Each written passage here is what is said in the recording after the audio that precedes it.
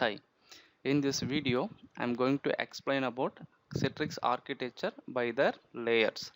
So we have 5 layers in Citrix architecture. The first layer is user layer, the second access layer, third control layer, fourth resource layer, fifth compute layer.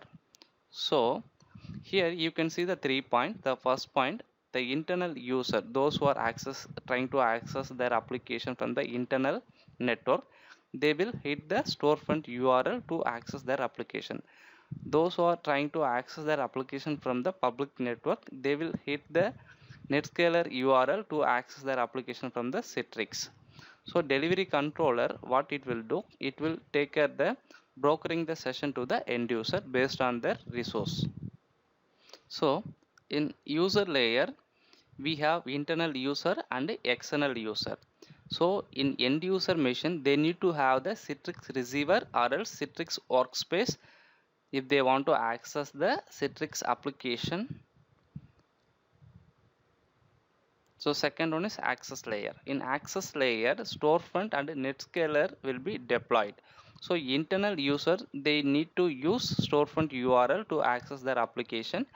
The external users, they need to use the Netscaler URL to access their applications.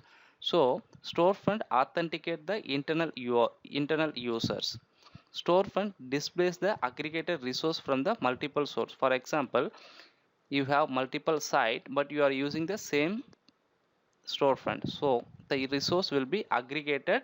So once the user credential are validated, it will check with the multiple site.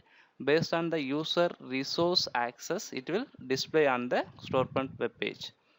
Netscaler also will authenticate the user credential and it will show the resource from the those who are trying to access their application from the external network. So third one is control layer. In control layer, the Citrix core component like Citrix delivery controller and the domain controller, then database and the license server will be part of the control layer. The next one is resource layer. The resource layer is nothing but published application and desktop, then remote PC, then random desktop operating system. Assigned is nothing but static. The final one is compute layer.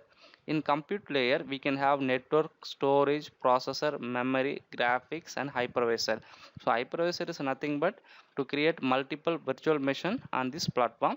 So we can use any one of the hypervisors which is available on the market, like a VMware EX server, Citrix Zen server, then Nutanix, then cloud also we can use it, Azure, AWS, GCP, then Nutanix. So this is the 5 layer of the Citrix which will use our Citrix infrastructure. Thank you.